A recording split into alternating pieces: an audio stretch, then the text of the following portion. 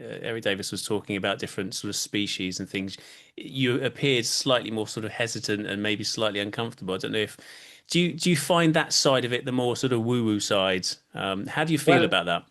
I mean, maybe it's, and the one thing that is obvious is that the U.S. government has probably an operation, a unit responsible for retrieval and reverse engineering of materials from crash sites. So obviously, I don't mean to pry or betray anything, but I would love to hear a little more. I met a person that used to work at Lockheed Martin, and when I asked him, is there any possibility that they might have something in their possession, he said that he cannot deny that it may be true.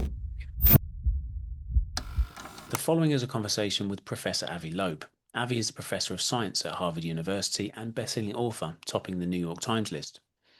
He earned his PhD in physics by age 24 and has since become one of the most prolific and respected voices in astrophysics, with over 1,000 scientific papers covering black holes, the early universe, and the search for extraterrestrial life.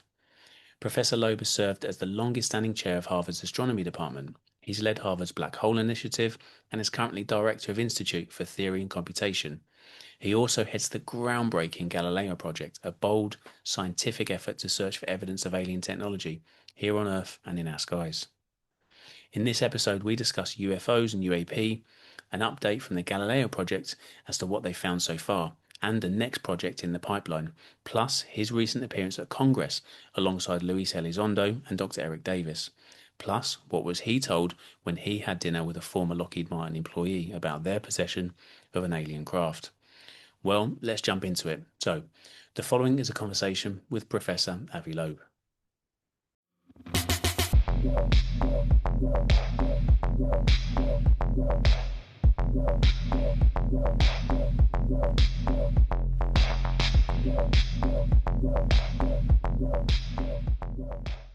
Professor, thank you so much for joining us. We really, really do appreciate it. And it's a great honor for myself and I know for Tom as well to finally be able to speak to you. And I wonder if it's okay if we could just start and just get an idea. How did you get into this subject of exploring the unknown and searching for extraterrestrial life and that sort of stuff? Where did that start? Well, first, I should say I'm not a typical scientist for two reasons. One, that I was early on in my life interested in the big questions. Philosophy seemed to be the area that I should focus on because it addresses the most existential questions we have. But then one thing led to another. Circumstances led me into physics, eventually astrophysics. And then I realized it's actually an arranged marriage, but I'm married to my true love because I can use the scientific method to pursue these questions. And one of them is, of course, are we alone? But beyond that, as a kid, I was very curious. And the one thing that frustrated me was when the adults in the room would give me answers that do not make sense. And being a scientist is a great privilege because you can answer the questions yourself by collecting evidence. And I never, surrendered to the pressure that exists in academia to basically follow the herd and agree with everything that is said around me. I maintain my childhood curiosity, and I don't care how many likes I have. Now, in 2017, there was this object, Oumuamua, that was discovered by a telescope in Hawaii, and everyone assumed that at first that it's a comet and then that it's an asteroid, but it behaved in very unusual ways compared to the rocks that we are familiar with. And for me, that was exciting because we might learn something new, and maybe it's artificial and technological in origin. I suggested that. And of course, there was a lot of pushback, but that didn't deter me. Before that, I was obviously working on many other things like the early universe, how the first stars, the first galaxies formed, the first light, which is now the hottest topic with the Webb telescope. And I was one of the pioneers of this subject, also worked on black holes. For me, this is just another puzzle as to what are these interstellar objects that Oumuamua is one of them. And then we discovered a meteor that also was very unusual from interstellar space, from outside the solar system. And I just thought it's worth checking whether any of the objects is not a rock and perhaps a technological relic that would tell us that we're not the smartest kid in the block. So how did the Galileo project come to life then? What was the sort of where did you decide, you know what, we're going to name this, we're going to create this thing, we're going to bring people in, and this is going to be the focus? Well, my reasoning, which I actually expressed in the US Congress on May 1st, 2025, just a few weeks ago, is that the US government talks about objects they cannot explain in the sky. And there were 3 reports from the Director of National Intelligence. Now, there are 2 possibilities. If you take the conservative approach, you would say these are human-made, if they are technological, and then they belong to adversarial nations potentially. So the intelligence agencies and the military are not doing their job. It is therefore important for someone to figure out what these objects are in order to protect the nation. But there is an off chance that maybe 1 in a million of these objects might be of extraterrestrial origin. And then, of course, the discoverer will get a Nobel Prize. So it's a win-win situation. By studying these objects that are currently unexplained, and I think it makes no sense to ridicule the notion that they exist, because both the military and the intelligence agencies are discussing it, and there is even an office in the Pentagon called the All Domain Anomaly Resolution Office to figure out what these objects are. And so my argument to the US Congress was we should invest $1 billion in trying to figure out these objects. It would be similar to the Manhattan Project because at the very least it would have national security implications. If I will develop artificial intelligence algorithms and better sensors to identify those objects, the Department of Defense can use them in the future. So I would not feel that my time is wasted. You know, scientists invested billions of dollars in searching for 85% of the matter in the universe. We don't know what it is. We call it dark matter. And we haven't found it yet. Investing $1 billion in objects near Earth, such an investment could serve national security interests, I think it's completely worthwhile. It's just a few percent of the amount of money invested in the Manhattan Project. It's actually 0.1% of the budget for fiscal year 2026 for the Department of Defense. And so I think it's worth spending. And then I think if such money was spent, then in principle, one can attract the best scientists to work on this problem. Some people say, well, the US government invested billions of dollars in sensors. The point is, it's not about the hardware. It's actually more about how you filter the data, how you analyze it. And for that, you really need the best minds.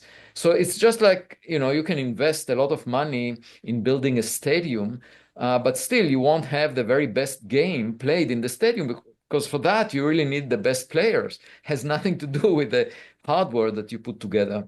So that was my recommendation. I don't know if it will be endorsed, but for the time being, I'm leading the Galileo Project in response to the interest in those unidentified objects. And I started the project about 4 years ago when the first report from the Director of National Intelligence was submitted to the US Congress.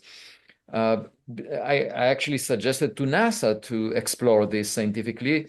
A year later, they established a committee, and the committee took a year to recommend doing the scientific research that the Galileo project that I'm leading is already doing. So in a way, we are doing what sounds most reasonable. We're funded by private donations.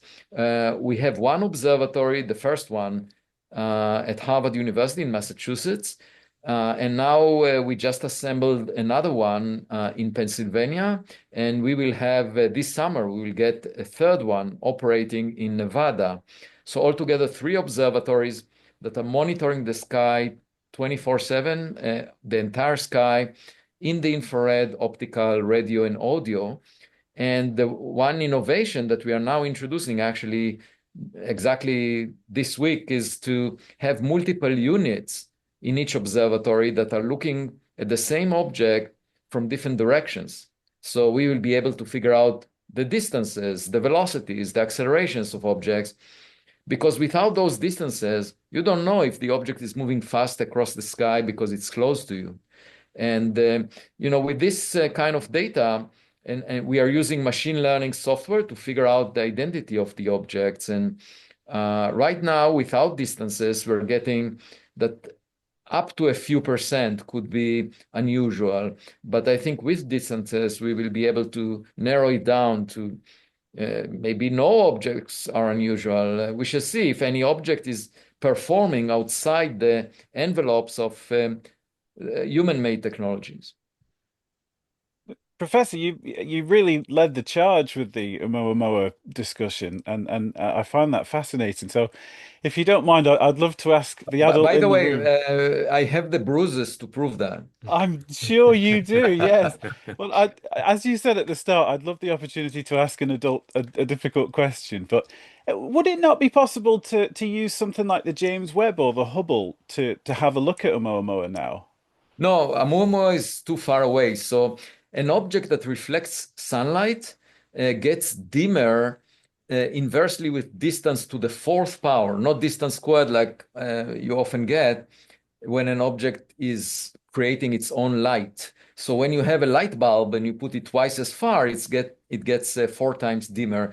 But in the case that where you have, let's say, a lamppost illuminating, and you have some object reflecting the light from the lamppost, it becomes fainter much more rapidly as 1 over distance to the fourth, because the amount of light reflected from it also declines as 1 over distance squared. So it's as if it gets fainter very rapidly. So Oumuamua now is more than 1 million times fainter than when it was close to the Earth, and therefore it's undetectable by any telescope, including, and moreover, there are many more objects now that it's so far away. There are so many other rocks out there of the same size. You won't be able to tell because we don't know the trajectory extremely accurately. But in fact, there is a new telescope that will start operations in a couple of months, August 2025, and it's called the Rubin Observatory in Chile, and it will employ a camera with 3.2 gigapixels, 1,000 times more pixels than your cell phone camera, and it will survey the southern sky every 4 days, every 4 nights. And that would allow us to find many more members of Oumuamua's family if they're out there. If we don't find anything, that would make Oumuamua even more puzzling, because it appeared only a couple of years after the observatory in Hawaii started surveying the sky. And, if we don't see anything after that, it would mean that it was very special. I would expect we will find more that look similar to Oumuamua, and then we can figure out their nature. Then we can use the Webb telescope to look at them when they come close to the sun. I really appreciate that answer. Thank you very much. So with By the that way, in mind, I should just elaborate a little more. With the Webb telescope, it's an infrared telescope, so you can detect the heat emitted by an object. So that allows you to measure the temperature of the object, but also figure out, given the distance, that you can tell, because the Webb telescope is a 1.5 million kilometers away from Earth. So if you look at an object with the Webb telescope and with ground-based telescopes on Earth, you can pinpoint the location extremely accurately. And so you know the distance, and from the brightness of the object and the temperature, you can tell how big it is. Because you are detecting its own heat, its own brightness. And then on top of that, you can detect the reflection of sunlight. So we will learn a lot more about any sibling of Oumuamua if we were to observe it with the Webb telescope. it's fantastic. So that for now, it's the one that got away. So Yes. if budgetary constraints weren't an issue, then what would be the best way to spot the next Oumuamua? Well, in fact, I wrote a few months ago, I wrote a short paper that suggested, if we had $1 billion, we could invest it in a space telescope dedicated for the task of finding interstellar objects. And the lamppost is the sun. that illuminates the darkness of space around it. So, in fact, if an object comes really close to the sun, it's easily detectable. And it's just like, looking for your keys under the lamppost. In fact, I calculated that every 5 hours there is an object roughly the size of a person from interstellar space, from outside the solar system, that is entering the orbit of Mercury around the sun, where it could be detected by a meter scale telescope, a space telescope like the Hubble Space Telescope or so. So in principle, we can design a space telescope that will search for all the interstellar objects based on their speed. If they're moving faster than the escape speed from the sun, we know that they are interstellar. They came from outside. They're not bound by gravity to the sun. And then, but based on the speed, we can then check the nature of the object. And if among all the rocks that enter the solar system from outside, that we would find space trash, that would be the biggest discovery. It's like space archaeology. We can learn about other civilizations. Traditionally for 70 years or more, we were searching for radio signals, and that's just like waiting for a phone call at home. Nobody may call you when you're listening, especially for a short time. And in this way, you can look for objects that keep accumulating over time because they are bound by gravity to the Milky Way galaxy. They are just space trash, and they keep accumulating like plastics in the ocean. Yeah, absolutely. Interesting. Wow. You mentioned the congressional briefing that was only a few days ago, wasn't it? I saw you up there on the sort of panel, and there was Dr. Eric Davis, and I did notice, and correct me if I'm wrong, and maybe it's misinterpreted the situation, but it seemed like when it got on to the slightly more speculative side of things, and Eric Davis was talking about different sort of species and things, you appeared slightly more sort of hesitant and maybe slightly uncomfortable. I don't know if do you find that side of it the more sort of woo-woo side? How do you feel about that? I mean, maybe it's true, but I need to see the evidence. And the one thing that is obvious is that the U.S. government has probably an operation, a unit responsible for retrieval and reverse engineering of materials from crash sites, because very often you would find nowadays a drone, or in the past an airplane from an adversarial nation in a battlefield or elsewhere. And this would allow you to figure out the technologies they're using by studying it. And of course, you will find pilots in those, and they would be the size of a person. Some of them would look like Europeans. Some of them would look like Asians. So there would be different types of pilots that you will find there, the way he was describing. He was describing 4 types. And when something crashes, the human body can get distorted and look really strange. So for example, if the US had such a unit and they didn't want anyone to know what they found, they might assign a label to whatever they find as alien. As these are extraterrestrial technologies, these are pilots that are aliens, and so they would just say that in order to fool whoever happens. I mean, if the information leaks somewhere, and then Eric Davis will hear about it and think, oh, that's actually real. I mean, the fact that he was talking about pilots the size of a person, to me, implies that maybe they are people. And so I would, the only way for me to figure out if he's talking about indeed the human-made technologies or extraterrestrial technologies, to see them. I have to see the evidence. Without seeing it, I don't believe stories. People can invent stories very easily, and we know that there are people on death row that were based on testimonies by other people who were completely sure that they are guilty of the crimes, and then DNA tests exonerate those people on death row. There are many examples for that. And then you ask yourself, how is that possible? Well, how can the witnesses be so confident and under oath tell you a story. That's because the human mind, very often misinterprets the data or has wishful thinking or all kinds of other reasons. And that's why FIFA is relying on cameras rather than on the audience or the players to decide if there was a goal in the soccer field. So it's very simple. I want to see the evidence. If I see it, I will be embracing Eric Davis' comments wholeheartedly. But otherwise, it may be just a story. Yeah, I understand. I mean, much of the mainstream scientific community doesn't seem quite on board just yet when we look at science and academia and stuff. And are you finding pushback, or are you finding it's improving, the sort of stigma side of looking into the subject? No, I do find pushback, but I think the simplest solution to that is to have a flood of data, so much evidence that nobody would be able to shove anomalies under the carpet, the way they are doing now, because the data is not good enough.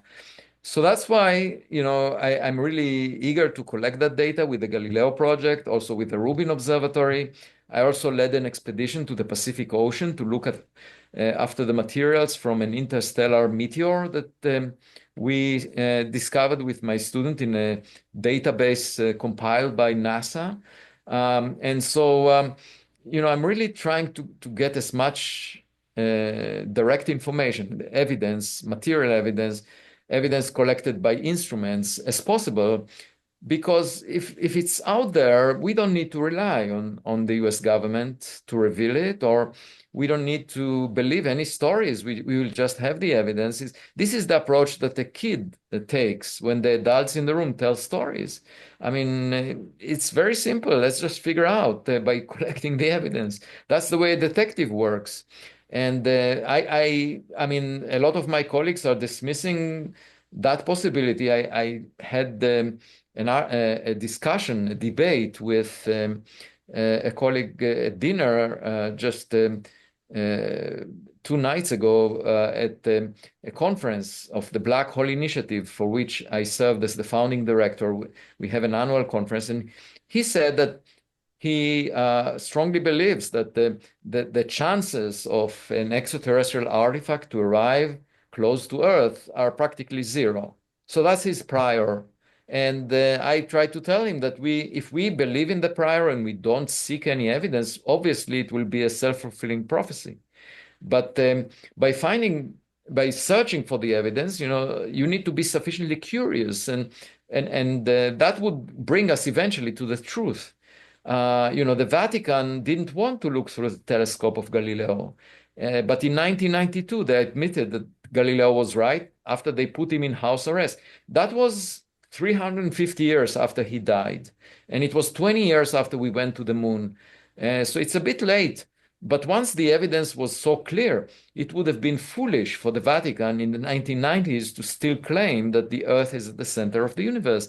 So the only way to bring everyone to that to a new realization about us not being central, and in this case I'm talking us not being at the technological center of the universe, is to find so much evidence that anyone who tries to deny it would appear foolish. I don't want to betray anybody's trust, but I watched an interview with you on a different podcast, and you mentioned offhand that you'd had dinner with somebody from Lockheed, and they may have given you a little information. So obviously, I don't mean to pry or betray anything, but I would love to hear a little more, if possible. Well, there wasn't much to it. I'm not signed on any non-disclosure agreement. As of yet, I haven't seen any evidence for something the government might have. But I met a person that used to work at Lockheed Martin, and when I asked him, is there any possibility that they might have something in their possession, he said that he cannot deny that it may be true. Now, I spoke with another person who worked at the same dinner with another person who worked at Lockheed Martin, and he doesn't believe they have anything. So he thinks that there is nothing. So if there is something, then probably it's only known to a small group of people. But Since I haven't seen that something, I don't know who to believe. That's my dilemma. People, you have skeptics, you have believers. In this case, both of them worked at Lockheed Martin. So who to believe? I mean, obviously, I would love to believe the one that is telling me there is something, because then it would be very exciting. But who knows? Until you see it, you don't know. Yeah, absolutely. I've got to say, I mean, I have got a question, but I just wanted to make a comment. The whole idea of going out into the ocean, searching for just these tiny pieces of treasure, essentially, and bringing them back is just incredible. It's like literally you're the Indiana Jones of Harvard, if I can say. Well, Uh, as it turns out, Netflix is making a documentary that will include photography from that expedition, because they came with me. And it will come out in about 10 months, probably in February 2025, around that time. But uh, before that, they wanted to film a class that I give, because that was the storyline of Indiana Jones, right? If he taught it. And In the class, I actually asked my students, if we find something, a gadget that has buttons on it, should I press a button? And half of the class said, no, please don't, because it will endanger all of us. And the second half said, please do, because we are curious to see what will happen. But we didn't find a gadget in the first expedition. We want to go again and find bigger pieces. And for that, we will use a robot, a remotely operated vehicle with a video feed to the ship. We have all the equipment, we have the team. We're just missing the funding, the money. It will cost about $6 million. And if anyone listening is interested in supporting it or being part of it, let me know. Superb. You've already found the spheral in a haystack. So what can we learn from these? Are they of any sort of anomalous isotopic ratio or Yeah, so we are currently studying the isotopes, whether they are different from materials in the solar system. But we already found a very unusual chemical composition that has enhanced abundances of beryllium, lanthanum, uranium. But it's still preliminary. We really want to find bigger pieces in order to figure out the nature of this object. That's fascinating. We saw with things like Schumacher-Levy 9 the importance of seeing what's out there. So would that be a potential path to funding if you had this multispectral eyes on the sky? If we could sort of say, with NASA's DART mission, you could be the eyes for that potentially.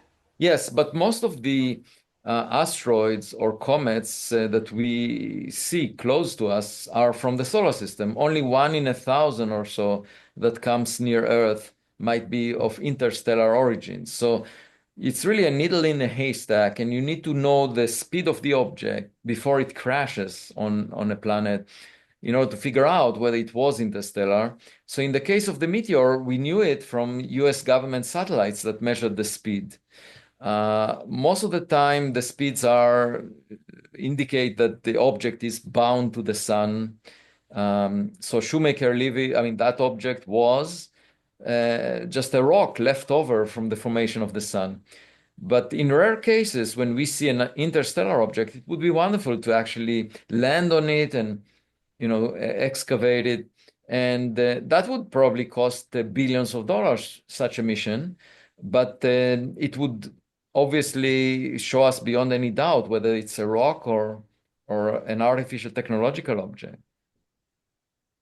The objects that you're capturing in the sky, I've got to ask the question. You're sort of 4 years on, I think you said, and I spoke to Ezra Kelderman on the podcast a while ago, and I asked him the same kind of question, like, what have you found? Let us know. And he's been very tight-lipped, and I understand there's the scientific process. If you get something wrong, then everything in the future is like, well, you got that wrong, so this must be wrong. But he's Well, very very tight-lipped. So I'll no, ask you the because question. I think at the time that you spoke with him, we didn't really analyze large amounts of data.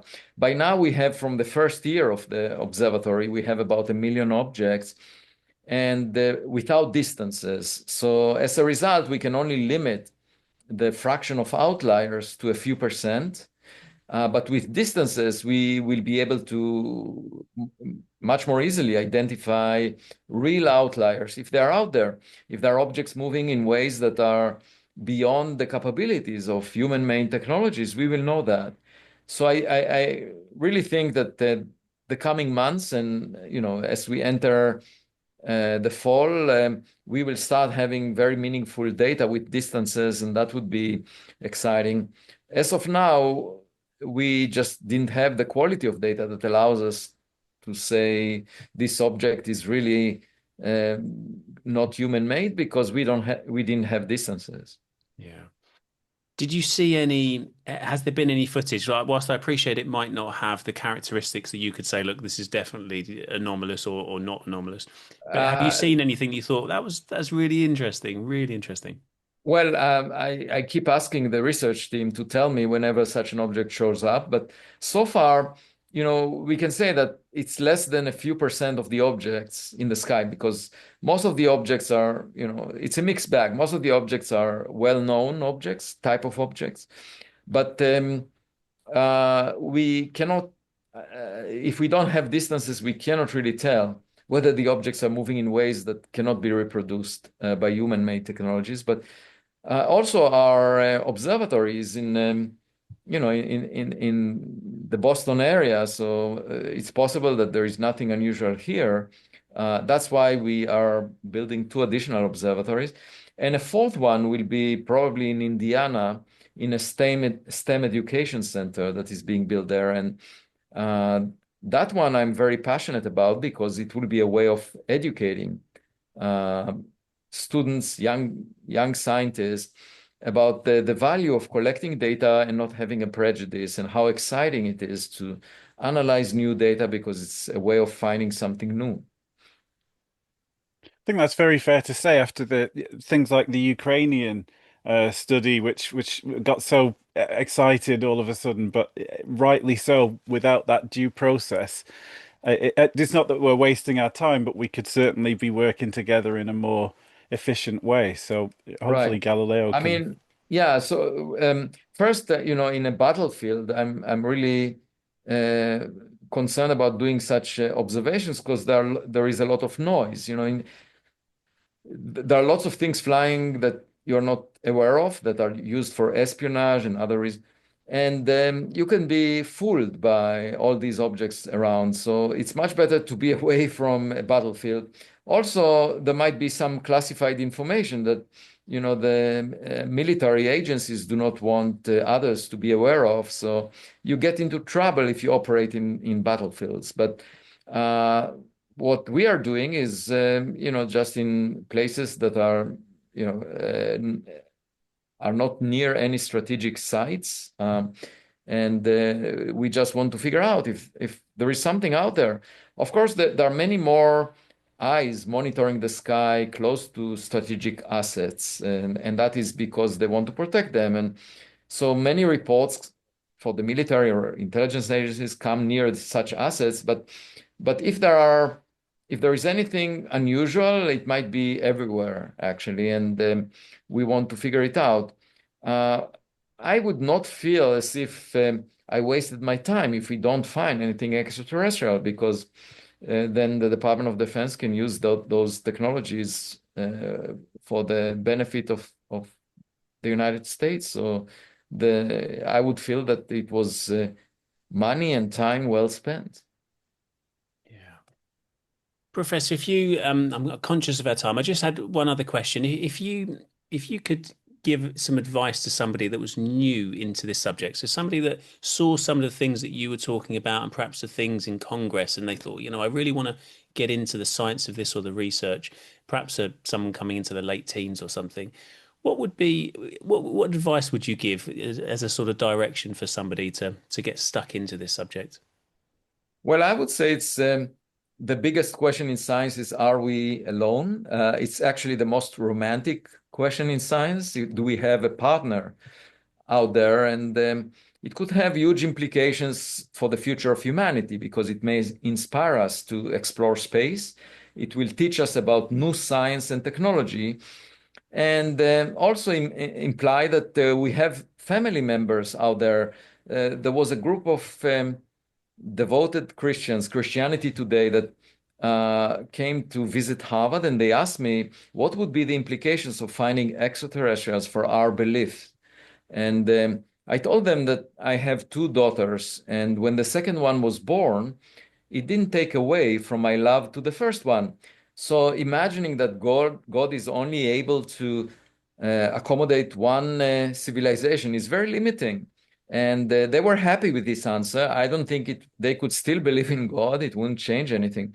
But I would say, since this is such an important question, and we can learn so much from finding another civilization, I think that by itself should be a great motivation to explore, at the very least, the vicinity of Earth, to check for any technological probes or even space trash from other civilizations, but more generally to look for technological signatures rather than biological signatures, because right now the mainstream of astronomy is focused on the search for microbes and is willing, at least in the United States, to invest more than $10 billion in the next 20 years for the Habitable World Observatory. And I argue that we should hedge our bets and also search for technological signatures. Even with 10% of that money, we can make a lot of progress. Right now, the federal funding for the search for technological signatures is practically zero in the US. So I don't think it makes sense to put the $10 billion for the highest priority of looking for microbes, because as far as I'm concerned, microbes are much more boring than finding intelligent beings out there, from where we can learn and from which we can also get a sense of modesty, because they might be far better or far more advanced than we are. So it's actually a great opportunity for us to get better by learning from someone else who is higher on the interstellar food chain. We are probably not at the top of the food chain. Maybe on Earth we are, but among the stars we're probably not. Yeah, absolutely. Beautifully put, beautifully put. Well, look, it's been an absolute honor talking to you, Professor. It really has. It's a bucket list moment. So I really, really appreciate you taking the time to talk to us. Thank you so much for having me. It was a pleasure. Been a Take real care. honor. Thank you.